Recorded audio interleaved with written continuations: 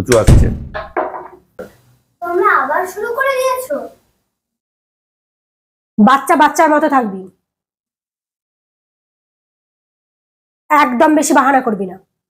আমরা প্রতিদিন এমনি ড্রিঙ্ক করি, মাথাকে ঠিক রাখার জন্য ড্রিঙ্ক করতে হয়। যা রুমে যা।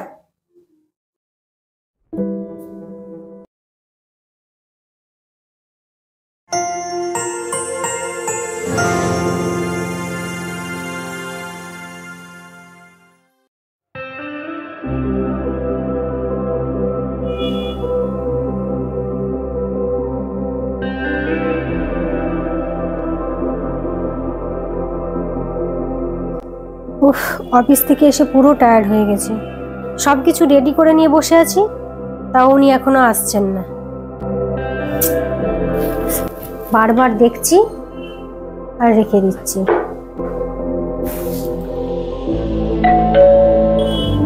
ওই মনে হয় বেল বাজলো।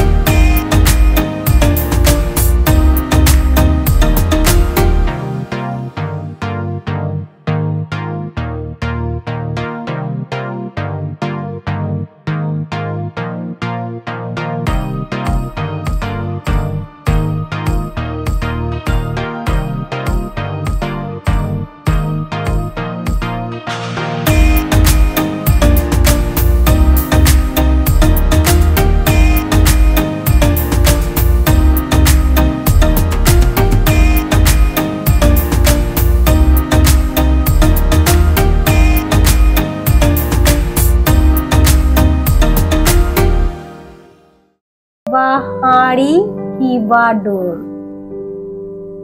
এইটুকু পেগেই তোমার নেশা হয়ে গেল? হ্যাঁ, কি সব ভুলভাল বকছো তুমি? আজকে সকাল সকাল কেন বাড়ি ফিরলাম জানো? কেন?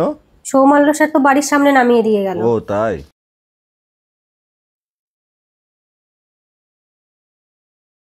উনি বলেছেন প্রতিদিনই নামিয়ে দিয়ে যাবেন। কেন তোমাকে নামিয়ে দিয়ে গেল কেন? স্যারের বাড়ি তো এই রাস্তাতেই পড়ে, তো উনি বললেন আপনাকে আর বাসে ট্রেনে ঝামেলা করে যাওয়ার দরকার নেই, আমার গাড়িতেই চলুন, আমি আপনাকে ড্রপ করে দেবো। তো ওই জন্যই চলে এলাম।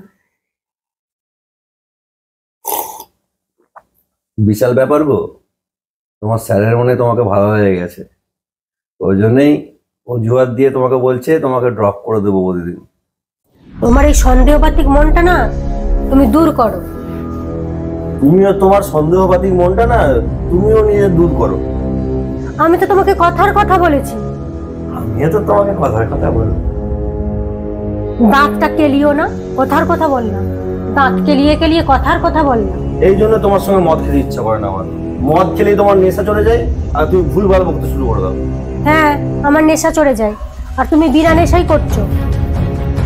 কোথায় স্যারের সঙ্গে গোষ্ঠী করছো, দিয়ে এসে আমাকে ভুলভাল কথাবার্তা বলছো। আমি স্যারের সঙ্গে প্রশ্ন নষ্ট করছি? তোমার থেকে আমি যথেষ্ট পরিমাণে কামাই, যথেষ্ট পরিমাণে কামাই। কামাই বলে তুমি যা খুশি করবে সেটা আমাকে মেনে নিতে হবে নাকি?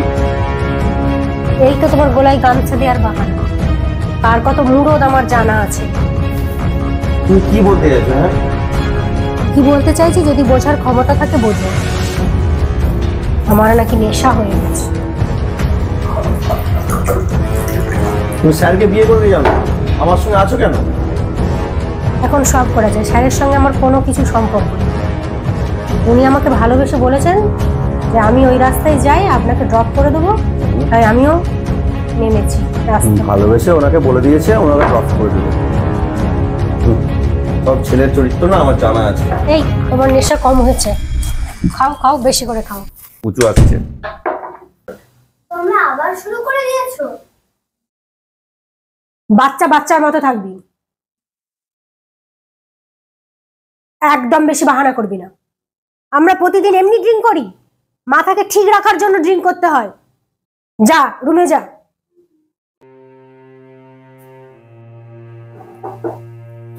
বাবা মা আমাকে কেয়ারই করে না, আর সবসময় নিজেদের নিয়েই পড়ে থাকে।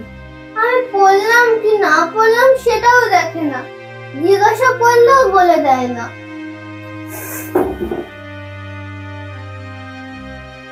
ওকে কেন শুধু শুধু বললে?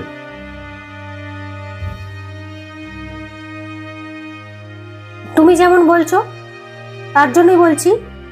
ওকে বোকার কি আছে? ও সব সময় আমাদের ব্যাপারে নাক গলায় কেন? এত ছোট ছোটর মতো থাকবে।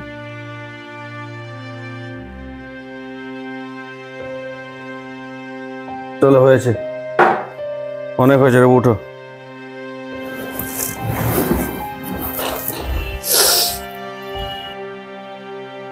মা আমাকে খেতে দাও। নিজে নিয়ে খা, কাজের মাসি তো ওখানে ভাত রেডি করে রেখে গেছে। সব সময় শুধু মা দাও মা দাও মা দাও। ওর যেন চাকর আছে। আমাকে এখন নিয়ে খেতে হবে, কেউ খেতেও দেবে না।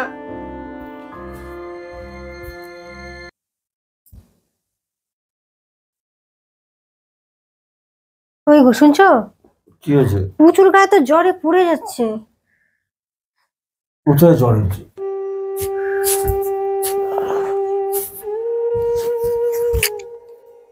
উঁচু উঁচু উঁচু, কি গো বাচ্চা কথা বলছে না যে?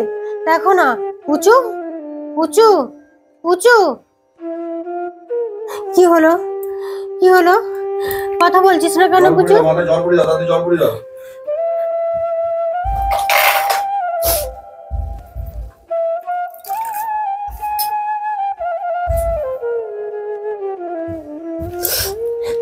কথা বলছে না, গা প্রচন্ড জ্বরে পুড়ে যাচ্ছে একদম। কথা বল সোনা, কথা বল, কথা বল। আমরা আর কখনো এমনি করবো না সোনা, তুই যা বলবি তাই শুনবো সোনা। কথা বল, কথা বল সোনা, কথা বল। কই গো, পুজো তো কথা বলছে না, ডাক্তার ডাকো না। কোনো কথা বলছে না। বুঝু, মানে কি হয়েছে? মানে কি হয়েছে সোনা? মানে তো কেন এরকম করছিস? মানে তো কি হয়েছিল? কথা বলছিলিস না কেন? তোমরা আমাকে ভালোবাসো না কেন? তোমার ভালোবাসি না কেউ? ভালোবাসি, খুব ভালোবাসি, মানে খুব ভালোবাসি সোনা। তোমরা আমাকে একটুও সময় দাও না। এরপর থেকে তোকে অনেক সময় দেবো সোনা, অনেক সময় দেবো। কে বলছো? আমরা তো মানে কাজে থাকি সোনা, তোমার জন্য তো কাজের মাসি থাকে বলো। এরপর থেকে তোমার সব কথা শুনবো। মানে তুমি কথা বলছিলে না কেন? মানে তুই যা বলবি তাই করবো। মানে ঠিক আছে তো? তোমরা যদি আর আমাকে না ভালোবাসো তাহলে তোমাদের কাছে আমি চলে যাব। আমাদের ভুল হয়ে গেছে, মানে আমরা কোনোদিনও তোর কাছে মত খাবো না।